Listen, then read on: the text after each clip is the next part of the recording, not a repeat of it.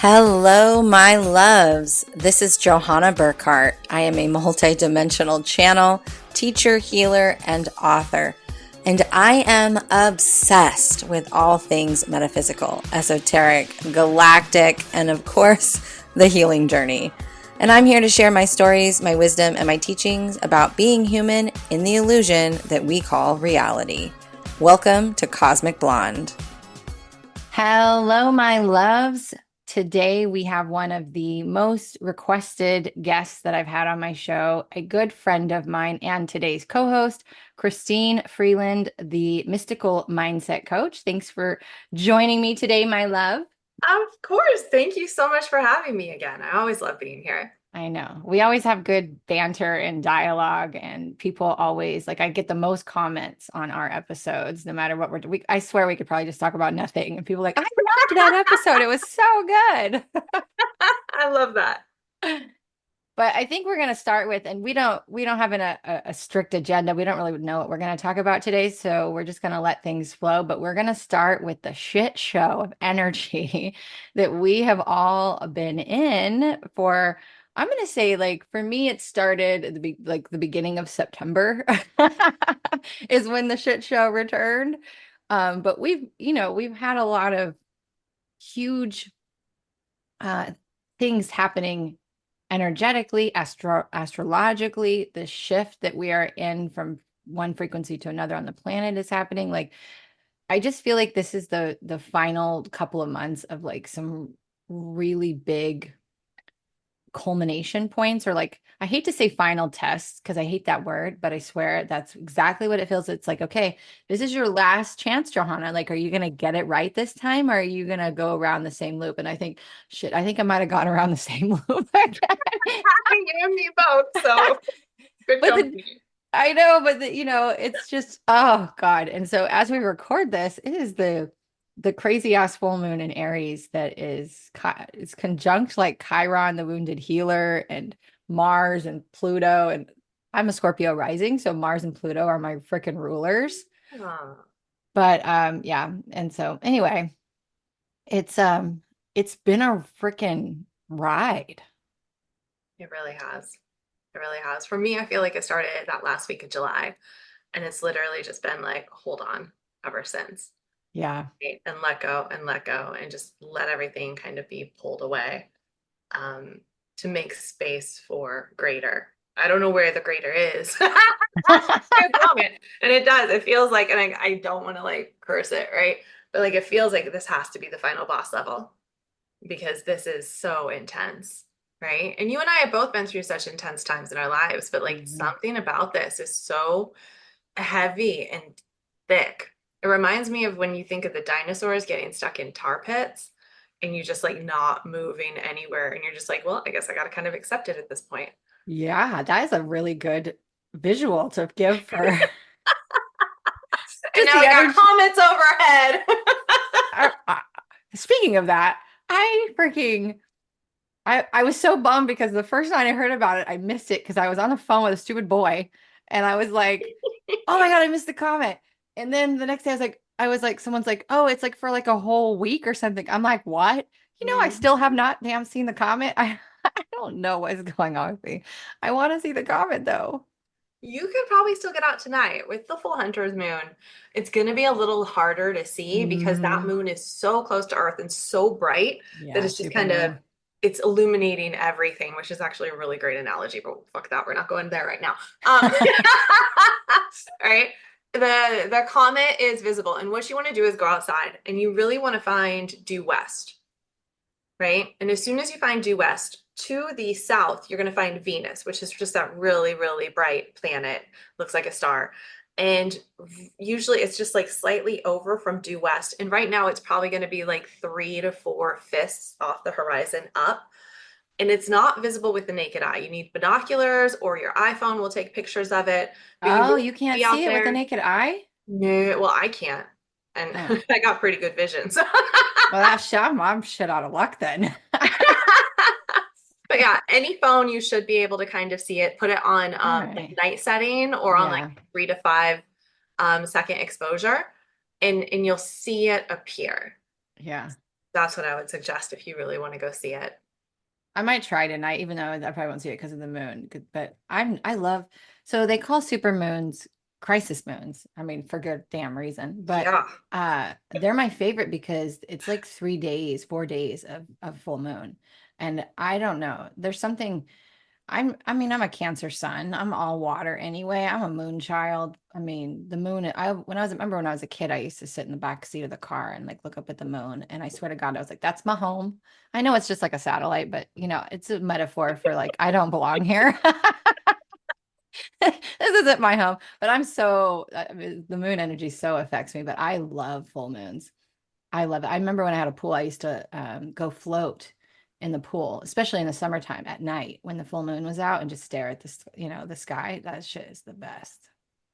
Same. I remember growing up in Colorado and we had like the path would go up to the front door and there was like this little garden over here and we'd even have like corn growing and then there was lawn here and laying in the front yard with my dad staring at the stars and the moon as like a tiny kid, and ever since I've been obsessed with it.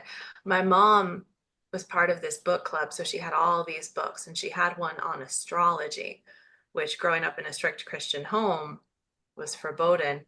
um, but I would hide it in my closet.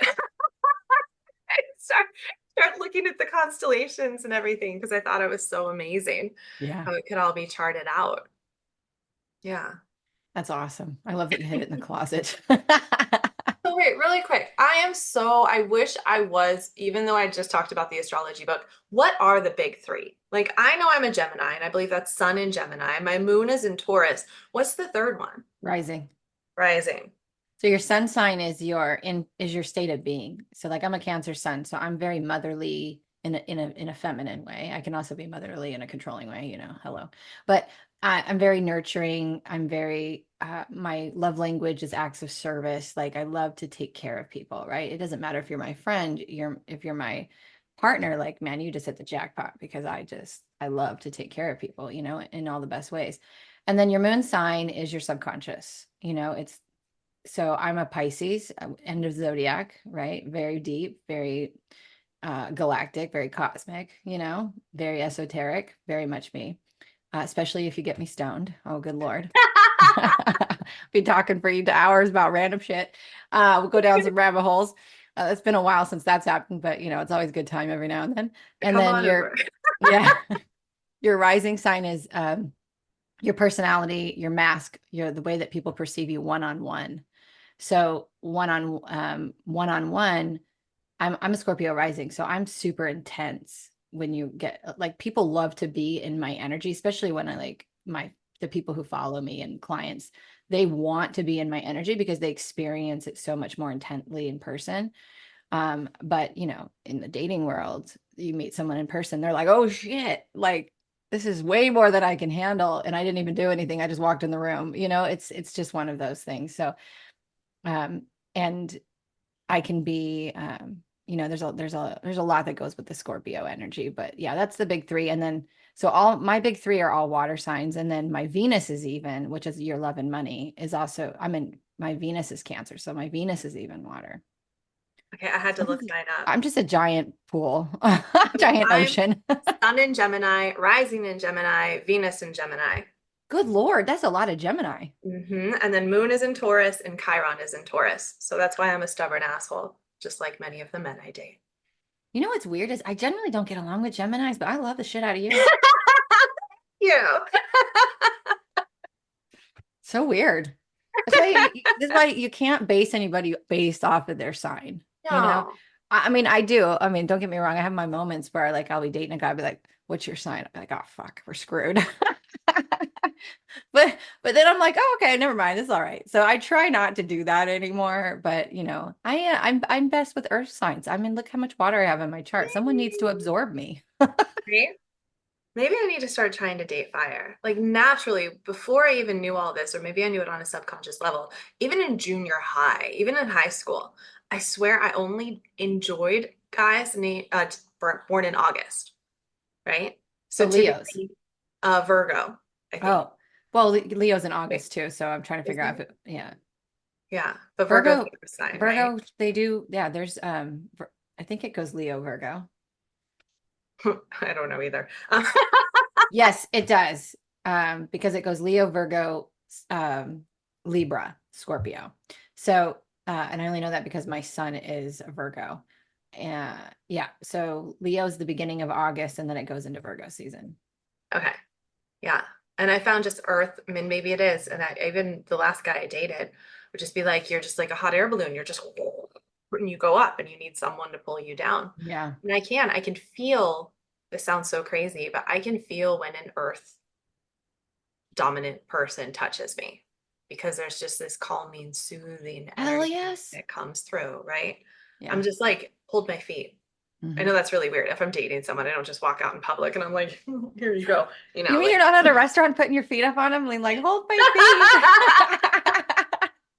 right? But then there's other signs that touch me, and I'm like, I immediately like brisk up. Like I'm like, Yeah. don't touch me. And I've always kind of been a don't touch me girl, which is funny because physical touch is probably my number one love language. Yeah, it's up there for me too with I think probably physical touch comes before acts of service, honestly. Yeah. Yeah. Or they're Although really I mean, close. I do believe I'm all of them. Like I want I gifts. think I we're want words of all of them. affirmation, It's right? just the ones that you do naturally, the Yeah. most. And for me, Like it's acts of service and touching, mine is everything. And I which is don't like it. interesting though, because I had to heal. I had to heal a lot of me in order to return to the love language of acts of service. And this is what I mean by that. I always craved touch. I always craved to be held. Hmm. And I always wanted to touch other people. But then I was also married. I remember my second husband, he was so touchy. And when he touched me, my freaking skin would crawl and I Yes. would flinch. Right. And, but I loved him so much. And I remember my good friend at the time, she's saying, one day you're going to miss that. And I sure as fuck did when he stopped, and then when our marriage started to go downhill. But at the same time, I realized if the right person is touching me, Exactly. I don't have that effect. But this day still, I went on it. This was last summer. I met this guy on one of the dating apps and he drove down from LA to come meet me. And because he lived up towards LA.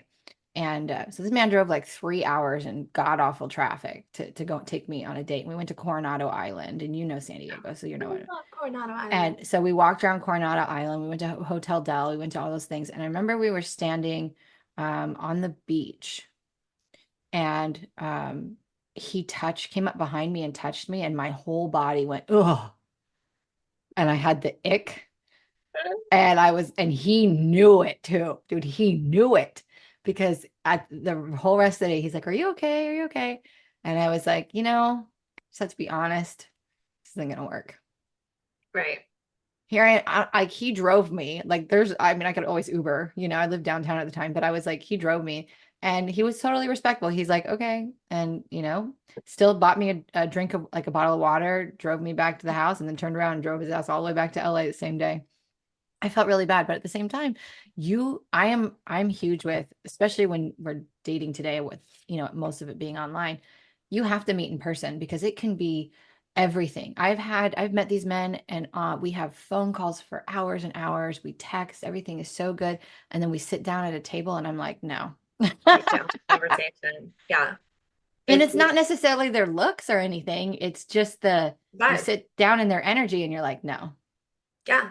And let's be honest, today and in today's environment, Chat GPT and AI can be used for conversations.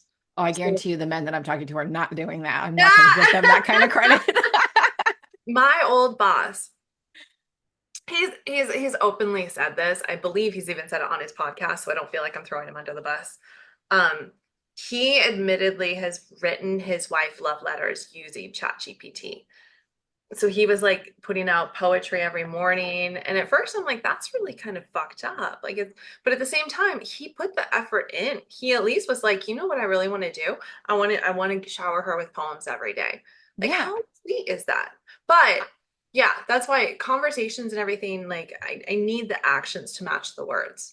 And so I Hell am to the 100% yes. on board with you. I want to meet you in person. I want to meet you in person as soon as As possible. as soon as possible. Yeah. Right. And I think meeting organically, maybe this is me, and I'm going to steer it in a different direction. Tell me if you don't want to go here, right? This is the hunter's moon tonight. And it's time for women to stop fucking hunting men. It's time for us to sit back in our gloriousness, in our goddessness, and allow them to find us. And then you're going to find the men that are ready, right? But how Not do you do that that? are like on dating apps and trying to like shoot fish in a barrel, but men that are truly like, you know what? I know what I want and I'm going after it instead of being in this illusion of the online world. Yeah. So you're saying X-nay on the dating apps. For me, in this moment, yes. However, my brother met his wife on a dating app and they are the perfect match. They Yeah. are so amazing. So I know it works, but for me, I'm just really being called to try and get off as much social media as possible, which is really hard, as you know, when Mhm. your business and coaching is mass Pretty majority. much primarily run from social media. Yeah. I mean, I'll be straight honest right now. If some man swooped me up and was like, "Honey, I will support you," your ass, you would hardly ever see me on social media ever. I mean, honestly, I've said this before, but the Scorpio risings, we have a love-hate relationship with what we share. And I'm known for my transparency and sharing my life. And this past 6 months, I've just had this call to not want to share so much of my life. And that's a hard line to walk because I mean, I have a podcast that's centered around my life basically, Yeah. and I'm selling myself, and showing people how I've overcome things. And so it can be done, but I think the thing that I will after this podcast, of course, will start doing is not sharing my relation, like the next person that I get into relationship with, it will be very quiet.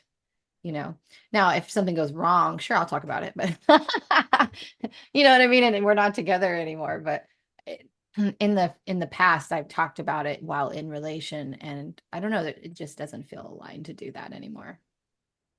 I'm going to be really bold and say my next relationship is probably going to be with someone in the light already. That's Yeah. already in the public eye, whether that's as a celebrity, whether that's whatever it is. I just have Yeah. this feeling that I'm going to be the one that gets to take a step back and they're going to be like, why aren't you posting as much? Yeah. And I'm But game. I heard this saying once, and I don't remember where it came from. It was a psychologist, or I don't know, could have been anybody. But they said the longer the post on social media about your partner, the worse the relationship actually is. And I have conflicting feelings about that at this because again, Pisces subconscious moon. I'm very deep. I mean, obviously I'm a writer. I've written 3 books, I've authored them. So I'm really good at writing like how I feel about someone, and I have no qualms about doing that publicly. So there's that. But at the same time, I have seen it where I know a couple is not in a good place. And yet all you see on social media are these huge love posts and constantly, oh, look at my wife or look at my husband or so this. And I know for a fact behind closed doors, it's a shit show. Can we talk about that for a Yes. second? Because I can't, in good consciousness, like their posts when they do that. And it's like, Oh, and I right. know, like, I am so on the Neville Goddard train. I am so on Me the, too. be it to see it, Yeah, right? that's my theme. But, and maybe that's it. It's like, because we're safe spaces and people will bitch to us, when you see this, you're just like, Yeah. it's not true. Yeah. But I can't, and I don't know if it's the energy behind it. And I'm like, not going to name names. But there are particular individuals within my reality that, yeah, constantly are posting about their partner and how incredible their partner are. And I know they're absolutely miserable. And I don't think we should derive our happiness from our partner, but something about it just makes my skin crawl. Well, your partner's supposed to enhance. you already feel inside of you, right? So if you're Yeah. already happy, you're already feeling good about yourself, your partner will enhance that. I mean, that's how Yeah. it's supposed to be, right? We're not supposed to be drained, pulling it from somebody else and vice versa. That's how we get drained. But I agree with you. In fact, I know somebody that I've known for a very long time, and he slides in and out of my DMs and has for years and has been married multiple times. And in fact, Mhm. one time slid into my DMs and was trying to get me to book a hotel with him. And when I said no, the next week magically engaged, and it's like, so I watch some of these people and I'm just like, again, social media is a highlight reel. Anybody can post anything, and you have to take it all with a grain of salt because what's really happening, who knows? And I can also say, when I was really struggling in 2015, when my dad was dying, and then after he died, I was very depressed. I was in a very dark night. I was very suicidal, and I posted quotes almost daily, sometimes multiple times a day. And I remember my husband at the time saying things like, "You're a fraud" to me. He would said I was a fraud because I was posting these things. But at home, I was a basket case, and I was in a really bad place. Well, hello, my whole life, like, we're not even going to go into that. I mean, he knew why I was in that way, but I looked at him I remember that day and I said, "You think I'm posting that for other people? Your social media is for you, bro. It isn't for other people. You post what you want. You post what is your social media is for you. Even if you are an influencer, even if you are whatever, your social media is for you." And so whenever I was posting that, those were my way of pulling myself Okay. up and showing up for myself and reminding myself. So it's just, social media is a tricky line to walk. I would say there's definitely times where I've posted things specifically with a client in mind. Yeah. But the fact is, it came up on my algorithm. Right. And whether or not it's listening in to the coaching calls and everything else, it did come up on my algorithm. And I felt like, oh my gosh, Susie or whoever really needs to see this and hear it. It was inspired. Yeah. Yeah. Because I've had people reach out and they're like, what's going on? And I'm like, what are you talking about? Right. And they're like, oh, that post. And I was like, oh, it doesn't stop me from posting the most random shit in the world. Yeah. But yeah, I would say about 90% of the time, maybe 95% of the time, it definitely is a reflection of things that I need to hear, things that I Yeah. found helpful. Therefore, I wanted to share it with others. Yeah. Right. But like when you're posting too, we all know how the algorithms work now. And if you're posting that kind of stuff and you get likes, more of that's going to come in. Yeah. Right. It's literally how law of attraction. Yeah, it's how law of attraction works. But we're just That, and we have in the devices digital that world. pick up our every move and word, even if it's 100 feet from us somehow, and pulls that shit in. There is a button to turn it off, but I've just never done it. I'm like, I don't care, I whatever. don't know how. Yeah. Yeah, you can just Google it. There's a video for it. But we seem to be on the topic of relationship. And so I wanted to talk about this because most people don't even know what happened, but I had posted some videos, at least one video, and I had written some posts asking for prayers and things like that. And so I kind of Yeah. want to talk about where my derailment started. Because let me just tell you this last relationship that I was in, it pulled me so far out of alignment that I just realized that not my last podcast, but the one before that, where I had this interview with this wonderful woman who was in Hollywood. I didn't even put the intro and exit audio on my damn podcast. Like, I have just been so out of sorts. And so I think it's important to talk about this because I have made so many podcasts about how in the beginning of the year I did my 40-day hard reset and I rewired my brain, and I did all this work and I manifested all these things. And like, this was the year that I've had the most flow, the most abundance, the most everything. Like, everything just went lined up when I aligned to that frequency, right? So after moving to Texas, it was a couple of weeks after I moved, I decided to get back into the dating apps and just throw my hat in the ring. And I'll do that from time to time because I like to see what I attract. what am I attracting and what are they trying to show me? It's a dangerous game. I don't suggest playing it all the time. So anyway, I attracted this man. He was like a hardcore cowboy, used to rope, like tough as nails. Generally, the way that he looked was not my type, though he did have gorgeous eyes, and but he was very masculine. He was very alpha in a a divine way, a very kind way. And I experienced this time with him where I'd never experienced with anybody else. He was always concerned about my well-being. He said that he was the kindest, sweetest soul to me. Like, he went out of his way. He definitely showed effort, all of these things. And he was a karmic, and I know that for a fact. And here's a fun fact about karmics is no matter how hard you try to progress that relationship, it won't progress unless both parties are willing to do the work to heal, right? And so things are going to come up. And I always tell people that, even friends, I'd be like, if I come into their house and stay for a few weeks, I'm like, just warning you, I'm going to turn the light up a little bit. So if you got anything like you haven't looked at, may come to the surface. I warn people. So anyway, we were about a little over 2 months in, and we were going to go on a weekend trip. And that morning he was supposed to pick me up, towing his boat and everything. And I hadn't heard from him. And then I get a message from his sister that he had fallen out of a boat and ended up having a brain injury and was put in the hospital. And they medically kept him asleep. Then they ended up having to drain him. Anyway, he came out of it. We did not make it. We did not make it. And I'm going to backtrack a minute because after I tell this story, but so I saw him after he got out of the hospital. The time he was in the hospital was super intense for me. I was super wide open to a level that I've never been with a man because I was trying to heal him in the etheric space. So I literally had zero boundaries.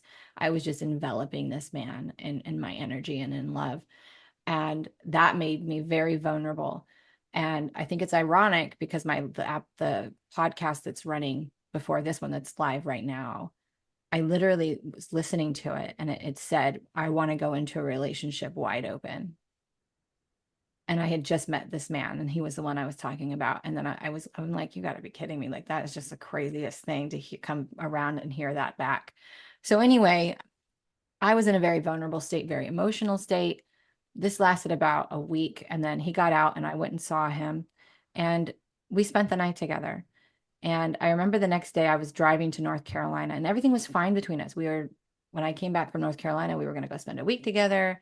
Like, everything was fine. He did have issues. He couldn't remember what day of the week it was. He was messing up a lot of things. He was very confused, and he was pushing himself. He went right back to work, which was not recommended. Mm-mm. So anyway, and this is a man who, you think about a cowboy, they're stubborn and they have a lot of pride. They don't want to look stupid. They don't want to look like a fool, right? They'll feel shameful if that's the way they feel, weak and less than. And this was the energy that this man, you could definitely tell. So anyway, I Marco Kristine on the way to North Carolina because she's had a brain injury. You've had a brain injury. And so I'm like, hey, like this, I felt like crap. And one thing about me is when I sleep in a man's bed, I will sleep at the edge out of their auric field, right? And there's a lot of studies about, you shouldn't even sleep in the same bed. And so anyway, I didn't do that night. We literally slept on top of each other pretty much the whole night, which I never do. But for whatever reason, I didn't. And I was like, I know for a fact I was transmuting for that man because I was so drained. And I felt like I had the life drained out of me.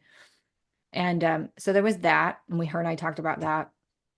And everything was fine with him for a couple of days. He was calling me, he's checking on me, but he was telling me, like, I'm having a hard time admitting that this is that I'm getting confused. I could tell he was getting overwhelmed. And I pretty much had a premonition it was coming because that Wednesday I had messaged him and was like, are we okay? And he was like, yeah, babe, why? And I was like, I just overthink sometimes. I just feel into something. And he's like, like, he went on this apology train. I'm so sorry. I'm so overwhelmed, blah, blah, blah. I was like, no, it's good. We're good. It's okay. I just needed to ask, that was it. And I was good. Yeah. Thursday was okay. Friday we were okay. Woke up Saturday morning and I couldn't get it. Was it Saturday morning or Friday morning? It was Saturday morning. I couldn't get a hold of him. Both have iPhones. The message all of a sudden was green. I call him, went right to voicemail. This is his work phone. So I'm thinking worst case scenario, he's having another brain bleed. Something's wrong. He's at work. There's a medical unit there for him. And they don't know about me. His family knows about me, but his coworkers, his boss, they don't know to message me. So I literally was freaking out. And when I tell you, you guys know, my people who follow me know, I have taught so many courses and preach about energy management and being able to regulate yourself. And I'm really good at this. When I tell you I could not regulate myself, I'm not kidding. I went into a straight panic attack. I could not function to the point where this lasted hours. I mean, I'm talking all day, to where at like 6 o'clock at night, I had to have my son drive me to get 20 pounds of ice and put me in an ice bath because I was in flight mode. Like, I was trying to come out of my skin and I needed to put me in freeze. I had to stop. I needed to move into a different regulation so that I could try to get a grip on it. So I did, still didn't hear from him, went to sleep, woke up the next day to leave, and realized I was blocked because I messaged him on Facebook Messenger and he saw it. And talk about a gut punch, because I was blindsided. There was no rhyme or reason. And I don't believe that that's his character. I believe he was overwhelmed and he just shut down. And then I had to detox him. And it took me about 8 days to detox him because of the amount of energy I took on. But what I can tell you now that I didn't know at the time was, it wasn't that I was just feeling my own dysregulation and panic because I thought something was wrong with him. I was feeling his running, his avoidance. I was feeling it was intensified by his and our connection together, because I had enmeshed myself with him to help heal him, and it amplified. And this threw me so far out of alignment, you guys. It not only did it take me like 8 days to detox him, and I did. One day I woke up and I was like, oh my God, it's gone. I'm free. I don't feel his energy anymore. It's released. And I felt light again. But it took me another couple of weeks, and I'm still trying to get back on the rails because that's how far it threw me off. It's insane. I have never in my life had an experience like this. And I've been through some shit. I'm like, I think I've seen it all. This. And again, it could have thrown him into his avoidance. He did not show most of the avoidant traits. People can put masks on. I know that, but I think that whatever the brain injury did to him, it just put him in a space where he went so low and swung, and this is what happened. And it just shattered me into a billion pieces. I feel for you on that, and I've had similar dealings, right? But remind me, how long had you guys been seeing each other before the brain injury? We were around 2 months, which I know is the mark, especially for avoidance. Mark of the mask. Yes, the of the mask begins. Yeah. Right. Yeah. And it's devastating. I had done so much work on myself, and I got to experience dating an avoidant, and the same thing. It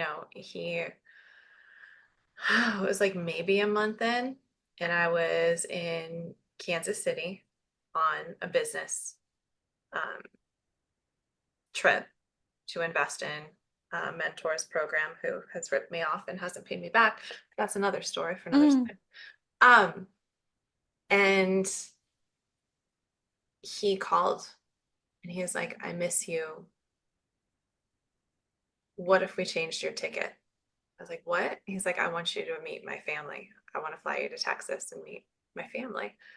And I was like, oh my gosh, right? I just done like this intense few days of really diving into the self-work. And I was like, oh my gosh, this is proof that it's working. Like my whole life is beautiful, right? He was always sending songs and they were so great.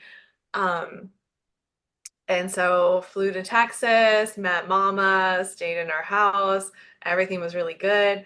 Got back and same thing. You can feel the detachment. Hmm. And unfortunately now I've actually identified when they block their heart. And Yeah. it literally it feels like someone took a cord or like a lifeline and just and you just feel it and it's just a wall. Yeah. You're like, oh wow. Now I don't want to call myself stupid, but I was stupid enough to give him a second chance and a third chance and a fourth chance. So I am here just for anyone. It's just not worth it. It's not. I don't think any of us are put on this earth to quote unquote heal others, even though I identify as an energy healer. My clients will always know the work they need to do Yeah. to break those cycles. And avoidant, unfortunately, they're so traumatized from their childhood and from not typically getting the love from one of their parents that they're the most talented of maskers and they will show up exactly as you need them. And then unfortunately, they just don't have the energy and the capacity to truly be that person because Yeah. unfortunately they were never that person. And as light workers or energy workers or whatever you want to call ourselves, we see the best in people. And Hmm. so when they exhibit that, we're like, okay, actions, words, energy, it's all there, right? Um, and you're going, well, how can you see that? If you're a clairvoyant, if you're all of this, how could you have fallen for it? And that's how is we see beyond this particular dimension in this realm, right? And so unfortunately, there's a dumb quote, and I'm gonna slaughter it, but when the devil can't get to you, he sends a puppet. I've never heard that one. I'm gonna say mankind is really easy to puppeteer, right? And It it's not is. that these men in this case are bad people, but it's just that they haven't done the work, which that was the point. Okay. So this is my imaginary chart, right? And so I'm never saying that I'm better than anyone. I'm never saying that you're better than anyone. Right. But on the emotional frequency scale, we all kind of have a baseline, right? And so most of us like to think we live in love and life, and fuck that, we don't. Like we're all, it's a Yeah. roller coaster, right? But our baseline is typically a particular emotional frequency and a wave. And so when we're usually here and we get knocked down to here, right? We can be here for a few days. I don't care how much breath work, ice baths, meditation you do. Sometimes we just need to empty out the heaviness that's in. So for Healthy. me, I met my guy where this was my baseline and I was here. Okay. I had just gotten sick off COVID. There were a few other things happening in my life. He had just come back from a boys' trip. So his baseline was here, but ooh, he was here. And so we were a match and he could fake it for 2 months, right? But Yeah. he couldn't. It was too draining for him because he just chose not to Yeah. stay at that level. And I was like, let's go up. I want to go, I want to be back here. So It's interesting that you say that because I don't, now he may have avoidant tendencies, but I don't think he is an avoidant. And I base that um, just off of, I have probably been, every relationship I've been in has probably been an avoidant. So I have a lot of experience with avoidance. And I don't think this was his natural thing. And in fact, when we were together, shortly after we got together, he had the book thrown at him. He just kept having hit after hit after hit in his life. I was in a really good place. I was at an all-time high in my life, and he was able to meet me there, mhm. and he just kept getting hit and kept getting hit. And that has happened in relationships. I've met people and I've watched their life just shortly after I meet, they go through that phase.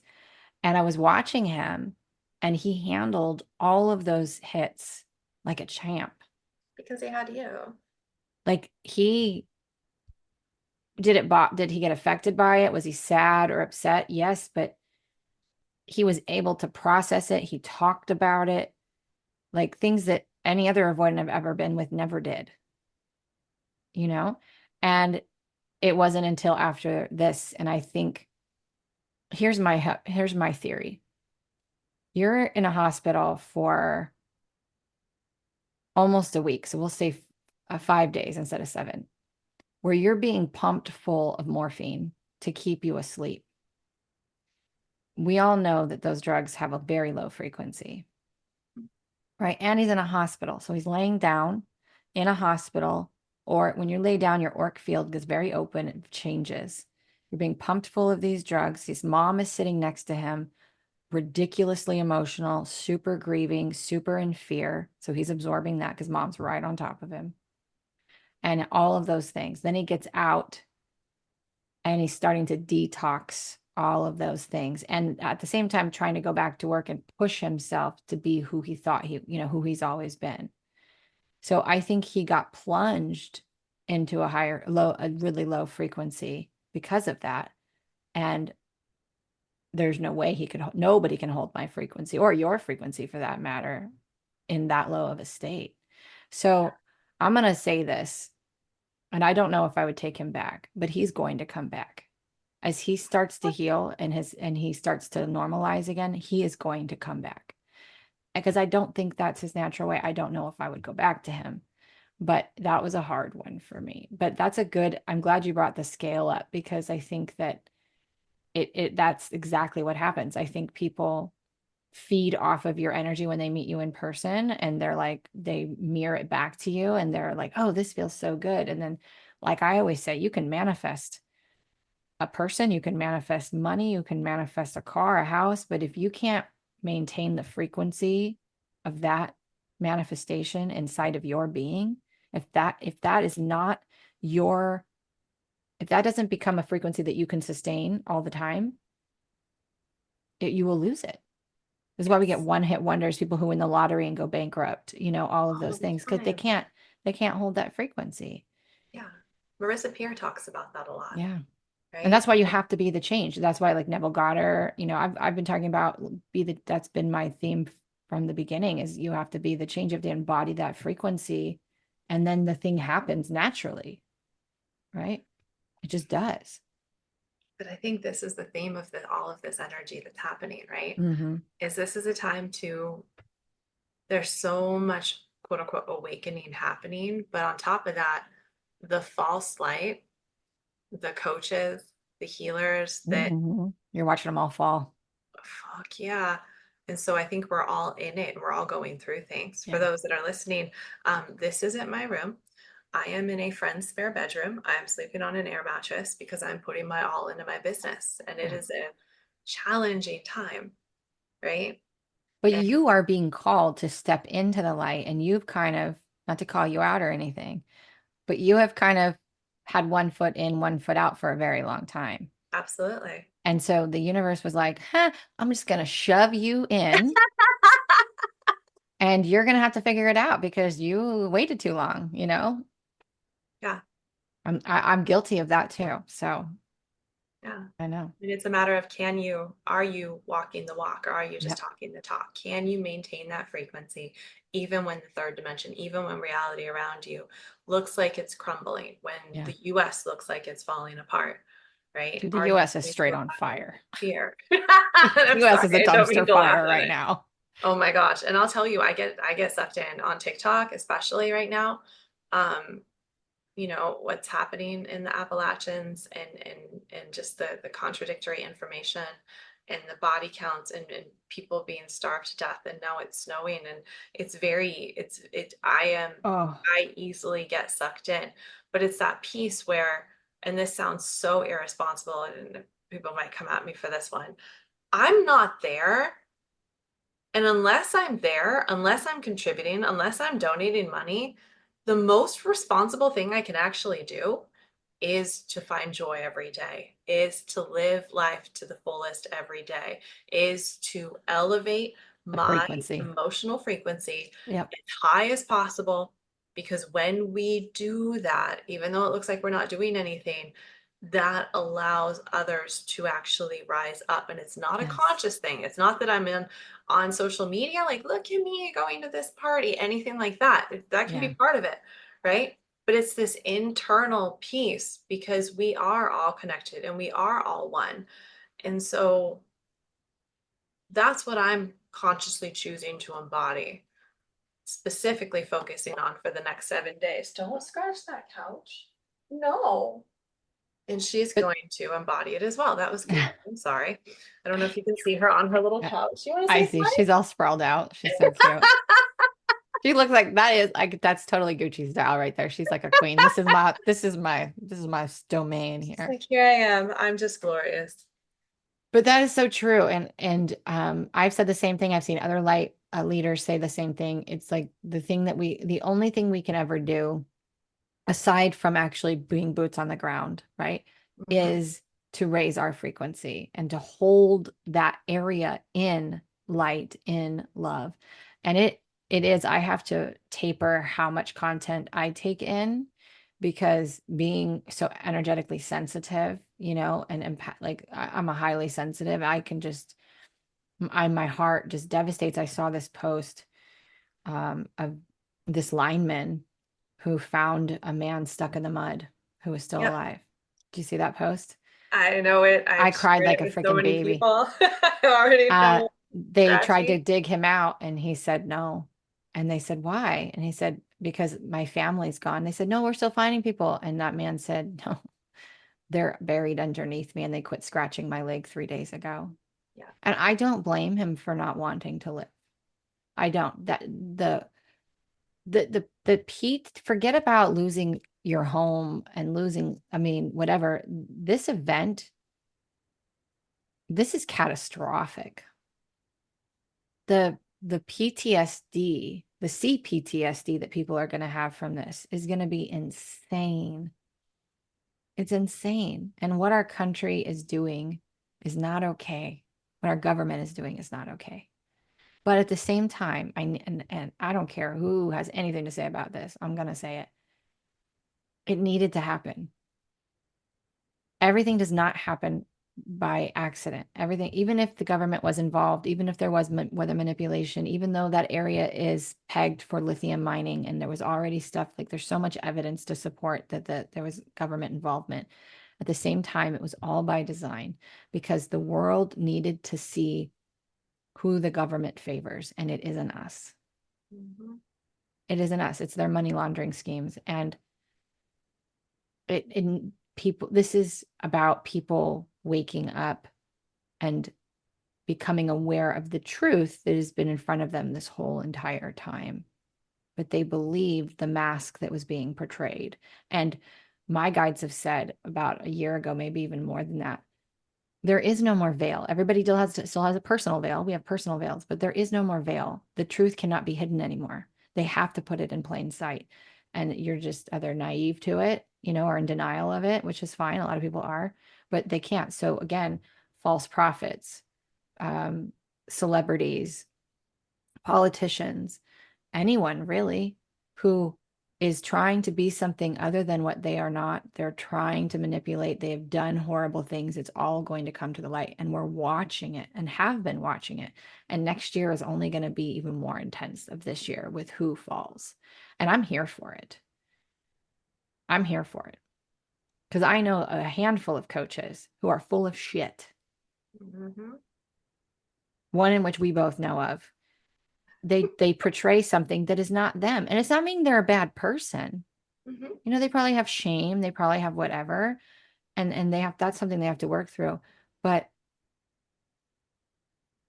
I don't believe in that. Like, you got to be who you are. And that's why I pride myself on being transparent, because I'm never going to be someone who's like, my life is beautiful all the time and I'm abundant all the time and blah, blah, blah. I'm not going to even pretend that that's the case. Now, I don't have to pretend. I could just only post about those things, but that doesn't feel authentic to me. I have to be authentic. And so I show people, oh, look, shit hit the fan. Okay. But guess what? I'm like a whack-a-mole. I fucking keep getting back up, dude.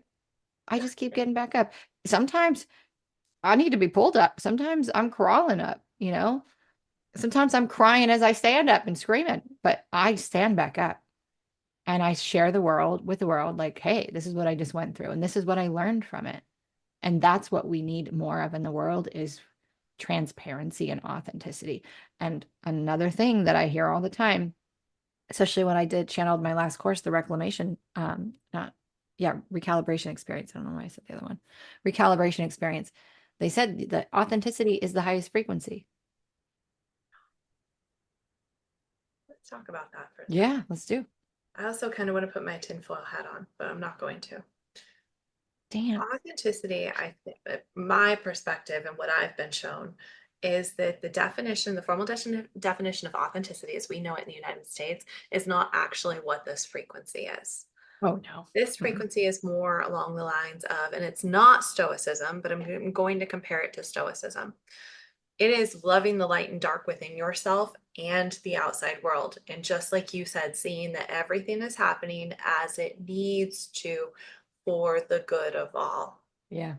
And that is a huge, tall order for almost any human being to accept. Yeah, even me. That's why even we you. have ascended masters, right? Yeah. That's why I always say people talk about Jesus. I'm like, I love Jesus. You want to know why? Because Jesus was really good at Motherfucker flips being tables. human. He was really good at being human. Yeah. Like, you want to look at how to be human? Look at Jesus. Yeah. Because he's going to show you how to be human. And every one of us is learning to be human. And Jesus wasn't a Christian. So, but I don't have to be a Christian or any religion to love Jesus. You've been showing up a lot for me lately. Absolutely. Yeah. Yeah. It's phenomenal. But I will talk really quick about cognitive dissonance. Yes. Because there's been a lot about, particular planes flying over and doing particular patterns that have been known and documented to help shift the weather, is what we'll say. Right. Seeding.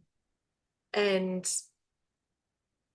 whether or not that was happening, whether or not it was to prevent it and actually reduce the power that was happening, whether it was the dams opening and then the warning going out, right? There's all these conflicting stories that are coming up. But cognitive dissonance is where we are so veiled in the illusion around us that when a piece of information comes up that is so outside of what we've seen with our own eyes, the brain immediately goes into anger and defense mode. Yeah. Right. And it's not that these individuals are stupid, but their defense is typically to call someone a conspiracy theorist, to call them stupid, to call them ignorant. Which was a term the government created, by the way. Yeah. Right. And it's this discredit energy that someone goes into. If you find yourself in that, no matter what story is in front of you, take a step back and go, why is this so triggering to me? What truths in my reality is this calling into question? Right? And then explore it from there. And I think that's one of the best things we can do. Now, telling someone in the moment in cognitive dissonance is never going to do good, right? No. It's like telling someone that's upset to calm down in the history of time has never once worked. But if we can later actually step back and do it, and I'll say, I have not been called to be feet on the ground yet, but I am very skilled in helping individuals overcome complex PTSD, PTSD in general, and shifting out of the trauma story and leaving the victim story.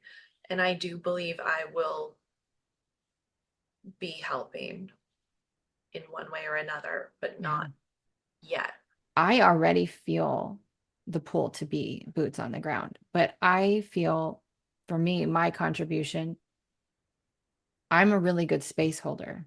I can expand my field very big, and I can hold a lot of space, and I can listen to people, and I can give them the space and the safety to break and cry and experience their emotions and move through it, because a lot of them are still running in survival mode, trying to move through. And as someone who has been through complex trauma, I'll tell you that it will burn your adrenals out.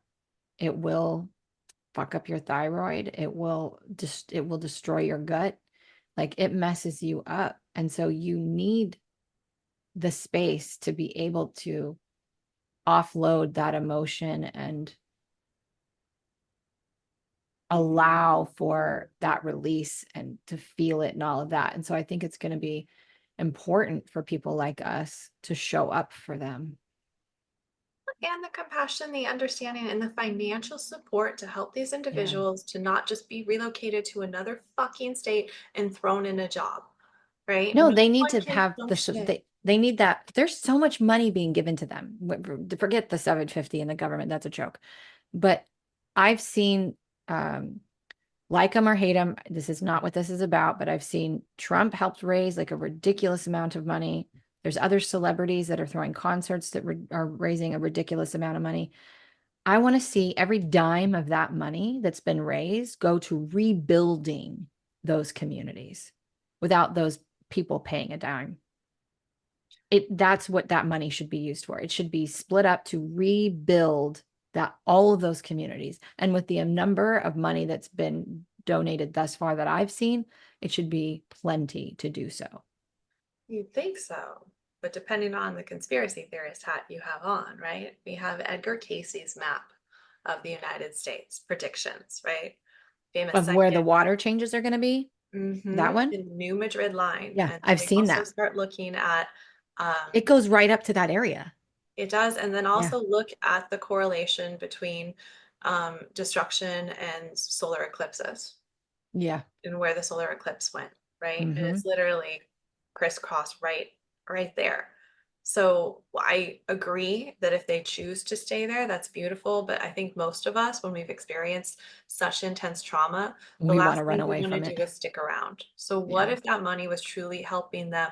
But it can't just be money, right? We need the psychological aspect. We need the Mhm. spiritual aspect to be there. And that support has to, because I remember in Katrina, so many individuals were shipped up to Washington.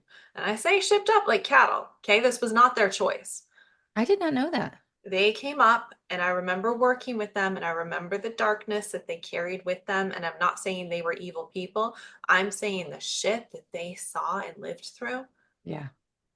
You can't forget that. I don't care who you are. That's going to haunt So, you forever. yeah. So I don't even care. I mean, yes, I want money. I want money.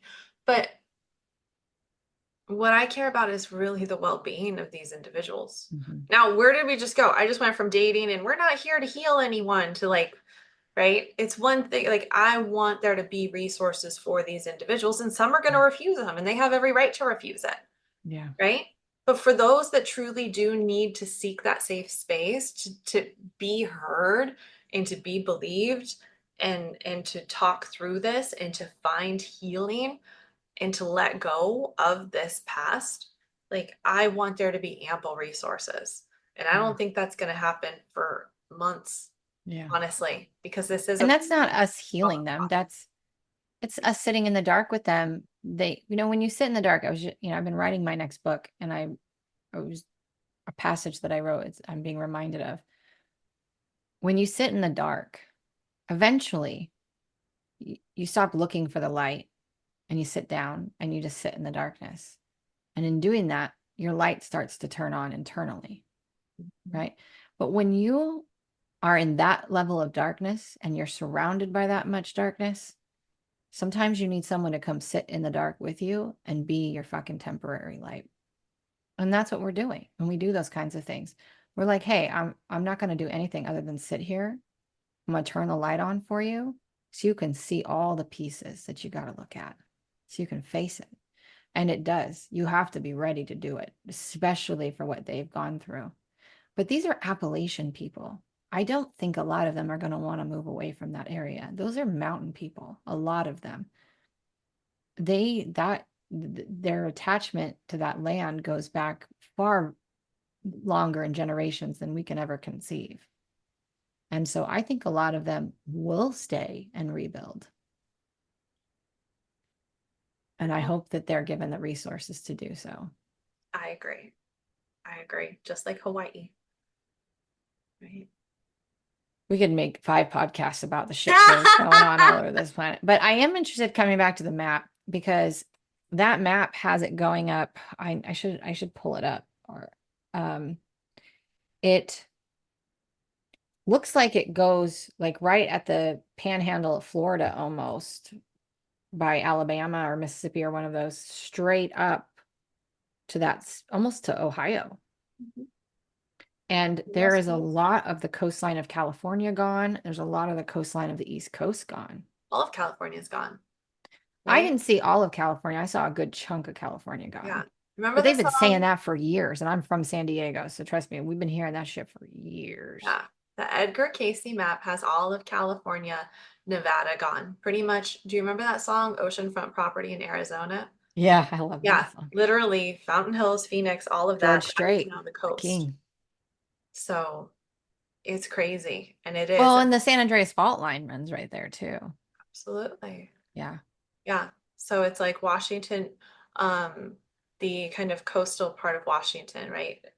Map wise, you kind of have this piece. You have Forks, everyone knows because of the vampire movies, right? And then Seattle's like right over here. This is all completely gone and covered in water, right? A lot of Oregon, coastal Oregon is gone. It's absolutely fascinating. But then, yeah, you look through where this hurricane went, and on that map, that is all underwater. Dude, there's another one out there right now that's projected to take the same path as Helene. But that's the thing, in 2020 is when this started. I was still doing energy updates every month, and I remember the guides channeling over and over again for a couple of years. Watch the water, watch the water, watch the water. But they never really gave a whole lot of context other than watch the water. This is notorious. This is what guides do. But also Saturn's in Pisces right now. Pisces is a water sign. Pisces is the end of the zodiac. It is a very deep, drowning type energy. And Saturn is the disciplinarian. It's the one who comes in to make new boundaries. It's the one who comes in to, put things in their place. So, do I think that something was bound to happen with the water and will continue to? Yes, I feel like this is the beginning of what we're going to see weather-wise.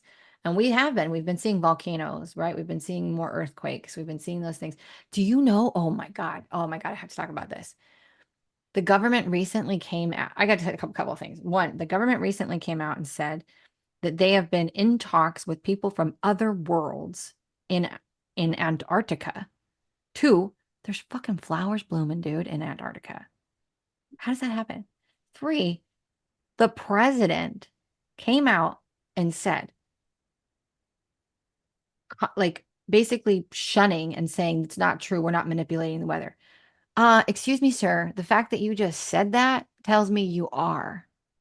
The fact that you just said we're not controlling these hurricanes tells me you are, because you ain't going to come out and do that unless you need to try to shut it down. But that tells you how many people now believe that shit and are coming around to it. So seeing all these things, and the other thing that I had channeled was around Antarctica, but it was, we're going to start seeing the water reveal other worlds. Like there's going to be things that are going to start to come up to be seen.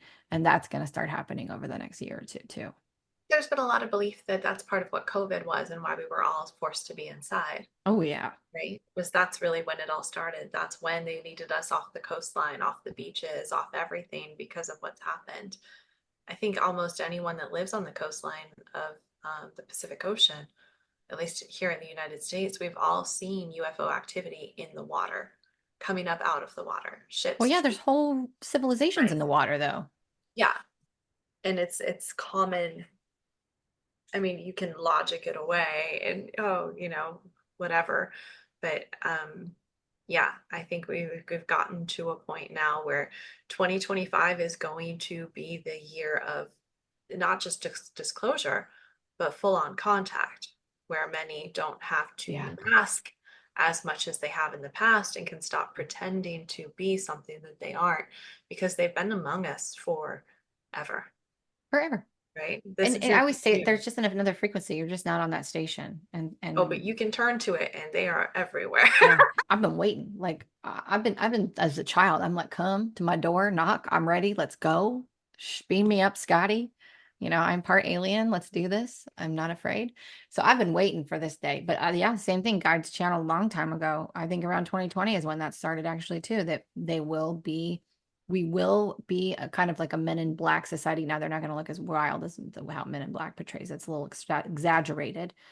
Not that that doesn't, you know, anyway, but we are going to see them, and that is going to prove where the planetary frequency is shifted so that they can be seen more by most people. So we will be walking around with other races visibly, where most people, but and they said that this would happen by 2027. This is what we would be doing.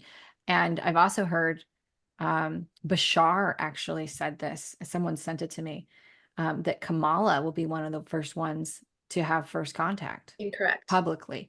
He said the female. Oh yeah, the How female. you choose But to he was, interpret that.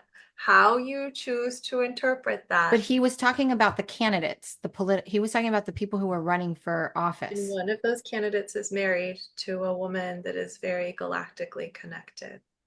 Are you talking about Melania? I'm not mentioning names. Come on, you gotta tell me. I love Melania. Bashar was very clear in, I'm going to give you this information, and pretty much how you perceive it and what you do with it is Yeah. your responsibility. But notice he's always very careful with the words he chooses. Okay. They have to be He did vague. not When I use channel, them they're names. vague too. Yeah. But be careful with the interpretation of that. Yeah, it Okay. is. Well, and they said that the man would be World War III, and I say we're already in World War III, bro. And notice how he said the male and he didn't mention which one. Yeah, exactly. But And the way he put the other part was that it would be the end of the United States. and World War III. Yeah. But here's the thing. End of World War III. But do you know, did he say and the end of World War III, or Listen to the sentence. The did he end of the start at United the end? States and World War III. Okay. Because that's how I perceived it, was we are already in World War III, and in the, let's say 10 years from now, they're going to call this the frequency wars. That's what it's going to be called. This is what I've been given. They will be called the frequency wars. And I have always saw that Trump would be the last US president. Now, does that mean it's Donald J. Trump? No. It could be a different Trump for all I know, right? There's a bunch of them. Because there would be the end. And when I see the end of the United States, I see it as the end of the corporation, the controlling aspect, and so that we can rebuild and create a new one. And a lot of people think that that is not a good thing. I think it's a fucking great thing. You can't build a new casino on top of an old one. You have to blow that shit up. And unfortunately, we've had a very long history of building corruption. I don't care I love Robert Kennedy Jr. I love RFK Jr. I think he is the most wonderful man walking this earth right now. I don't care who's in office. Someone needs to blow this shit up and help us rebuild it, because it ain't working. And I don't think there's anybody that can come in and clean house and it be okay. I think the foundation is corrupt. And that is the problem. History itself is corrupt. History as we know it. Yeah, it's not even true. Most of our history has been rewritten. Yes. And it will always continue to be, no matter who is in control, no matter what society is in control, it's always going to be from a skewed perspective. Right? But let's talk about why. Because history itself is infinite. Yeah, exactly. And that's the thing that people don't. Yes, is there manipulation? Are there stories being put out about what they want you to believe? Absolutely. Yeah. But at the same time, as we evolve, our lens of perception evolves, and the way that we see that history changes. That's how I came up with Earth's Kiss alchemy. Right? Was this idea of reality kind of being this globe. And you could shift your perspective all the way around, but this isn't necessarily completely multidimensional.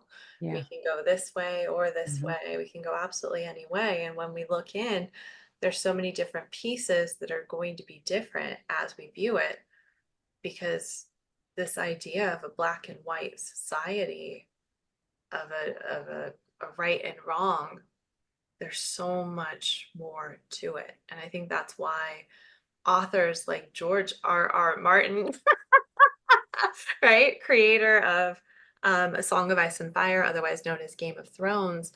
He's so beautiful in his writing because of how he kind of goes into the history of each family. And you could get Yeah. bored reading it. You're like, okay, here's 5 pages of genealogy. He's showing it to you for a reason. Yeah. He's showing you the trauma that's passed down generation after generation after generation after generation, the history, the stories that this particular family is told that can be in complete contradiction to this family. And then we have this whole music line, right? Every single song that's played from like the Reigns of Castamere to all of this, it's telling a different story that could be from this perspective or this perspective, but more than likely it's from the watcher or the observer's Yeah. perspective as well. It's so beautifully done. And I think I'm going off on a random ass tangent here, Sweet. I love them. but artists like that, creators like that, are opening the consciousness and minds of so many people without them even being aware, Yeah. right? And people go, oh, it's just a story. Oh, it's just that. Oh, but Everything is just a story. exactly. When people start to see dragons, I'm going to be really happy. Same. Bro, same. This is, I always tell people we're in a mirrored reality. So within, so without. And when I did ayahuasca, I got to experience this firsthand. So give me an example. What is little on the planet is actually big, and what's big on the planet is actually small. Why do you think I have people to are cover so my ears fucking? for this example. Go on. Why do you think people hate spiders? They're gigantic, She said and it. I'm good. I'm so back. here's the thing. In all of my astral travels to other worlds, other realities, most of what I have seen are these giant butterflies, dragonflies. Now they look a little bit different than what we see them as, but it's how that's dragons, right? That's how we got around. We flew on them, we moved around that way. They were supportive to us, and they were transportation for us. And how do we see them today as small? We see them as transportation, honestly, a way of our loved ones communicating with us, supportive way of our loved ones communicate. Like, do you think that that's coincidence? No. You know what I'm saying? So it's just this weird thing. I always tell people, like, Earth is a cool place to be. And whether we want to admit it or not, we all wanted to fucking be here. We're all like begging to be here because it's such an anomaly. It's such a dualistic experience. And I always wonder, right? Because the whole idea, the Big Bang going back into unity and then it repeats, right? It's an infinite game. What does unity look like? Does that mean it's the end of duality?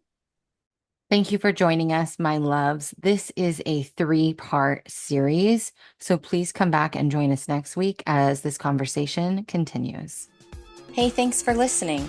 This episode was brought to you by JohannaBurkhardt.com, where it's time to defy the limits of your mind and step into your multidimensional mastery. Don't forget to subscribe so that you never miss an episode. See you next time.